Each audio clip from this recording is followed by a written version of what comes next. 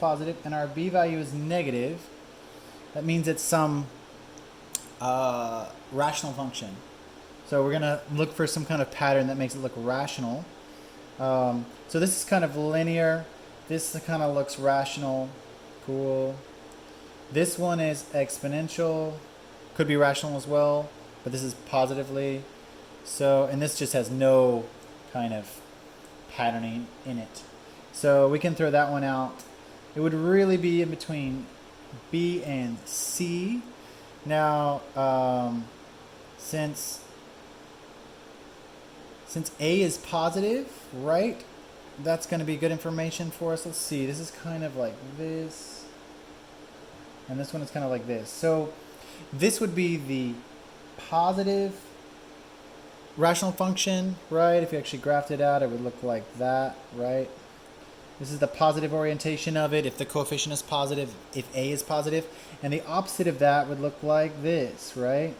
So if the coefficient is negative, you would get some coefficient like this. So this one is the negative side of the rational function, and this one's the positive side. So our answer should be B, of course, if you recall those patterns.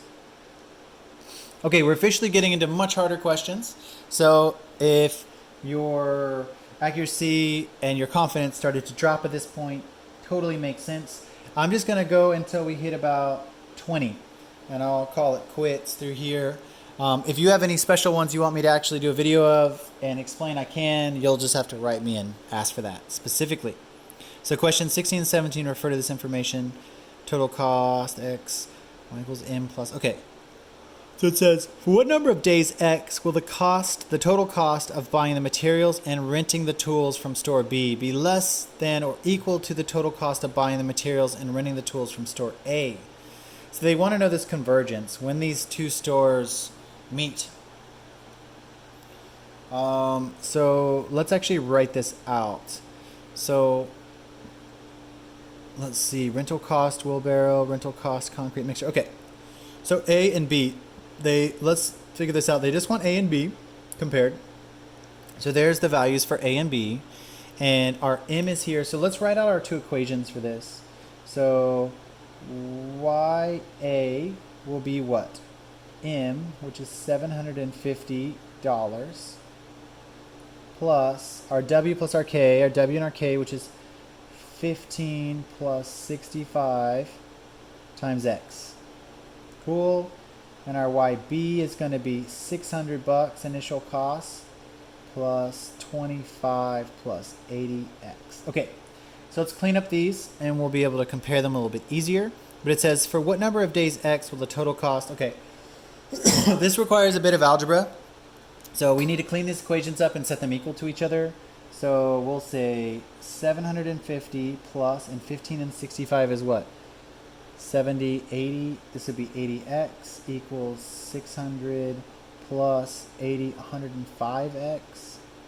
Cool. So now we just clean this up and solve for x, and we know. So let's subtract 80 minus 80 minus 600 minus 600. So we get 150 on the left-hand side, and we get 25x on the right. So x divided by 25. 25 goes 7 times. Okay, so that's our convergence, is x equals 7. Let's see if there's an answer for that. They get 7.3. I don't know what's going on there. Let's double check this. It says it's 6 actually. Interesting. Maybe there was some math that went wrong. 80 and 25. A and B. 25 and 80 is 105. Got that right. 600. Up top is 750, and this makes 70, 80. So for what number of days X will the total cost of buying the materials and renting the tools from store B be less than or equal to the cost of buying the materials and renting the tools from store A? Or maybe I just did math wrong. So hold on. 25 goes 4. Yes. I just can't do basic division. So 25 goes in 156 times. So the question is, x, for this value to be true, is it x is less than or equal to 6 or x is greater than or equal to 6? Well, if we are less than 6, store A would be cheaper but it wants to know for what number of days will the total cost of buying material rented from store B be less than or equal to the total cost? So when X is less than or equal to 6, store B would be cheaper. How interesting. If we plug this value in, all we need to do to check this is just plug this value back in. So this is right where they're equal to each other. So let's check it at like 7, for example. So let's see, let's come back up here. And this is the only equation we need. So 7, this would be, let's see, store A, let's come back up here. Okay. 750 is store A, 600 is store B. Okay, so let's see. If we did 7 days, let's say we did 7 days.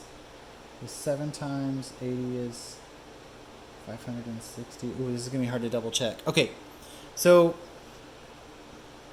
we need to actually just draw this out. Maybe a graph would help. Let me just actually write all this. Let me write this out real fast. So if we graph this, let's call this 600 and let's call this 700. Cool. And then the 601 has a larger slope. So 601 is kind of like this, and our 701 is kind of like that. We just need a real general idea here. So this is after 6 days. Cool. And this one is group. This is plan B. This is plan A. I know it's taken a while, but this is the best way to visualize it. So they say, after this point, which would be cheaper for B, it would be cheaper when X is less than or equal to 6. So it's cheaper on this side. So B is cheaper, cheaper, cheaper, cheaper, cheaper until it hits that critical point, and then A becomes the cheaper option. So it would be, the answer would be A. X is less than or equal to 6. Sometimes you have to graph these functions out to totally understand them.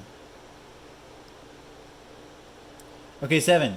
If the relationship between the total cost of Y by buying the materials and renting the tools of store C and the number of days X for the tools are rented and graphed in the XY plane, what does the slope of the line represent? So the total cost of the project? No. The total cost of the materials? The slope of the line technically represents the cost of the wheelbarrow and the concrete. So the total cost of the project again, the total daily cost of the project. No, the total cost is everything. The daily cost of the project or the total daily rental costs of tools. Yeah, let's see up here how they call them tools. Yeah, tools. So I would wager 17 is D. Yep, it's tools because this is concrete and wheelbarrows. Wheelbarrows. Okay, so D. 17 is D. Remember that X value is that slope in front of the X value, right, is the wheelbarrow and the cost of the concrete. Cool? So that means they're calling these tools. All right. Number 18. Jim has an identical drinking glass, each in the shape of a right circular cylinder with the internal diameter of 3 inches. He pours the glass from a gallon jug into each glass until it's full. If the height of the milk in each glass is about 6 inches, what is the largest number of full glasses of milk he can pour from 1 gallon of milk? Okay. His identical drinking glasses, each in the shape of a right cylinder with an internal diameter of 3 inches.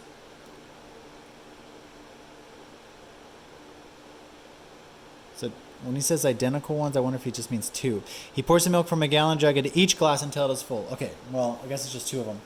So this is an area issue, and they give us the conversion there. So let's draw this out. If we have a base with a diameter of 3, the radius would be 3 halves. So the volume for this guy would be the area of the base, right? The area of this, which is pi r squared times its height. Does it tell us its height? He pours it. The height is 6 inches. Okay, and this is why we need our calculator. So we need to figure out this volume.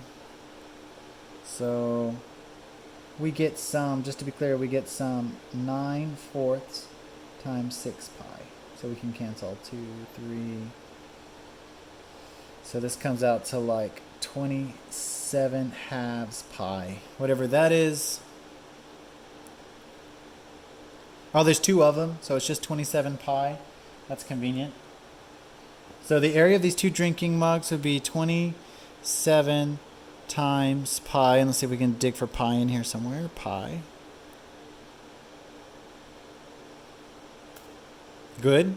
So that's the area of our 2 drinking mugs, or whatever, the glasses. So each time you fill one, each time you fill both the glasses, so let's fill both these glasses up. The volume inside would be 84.82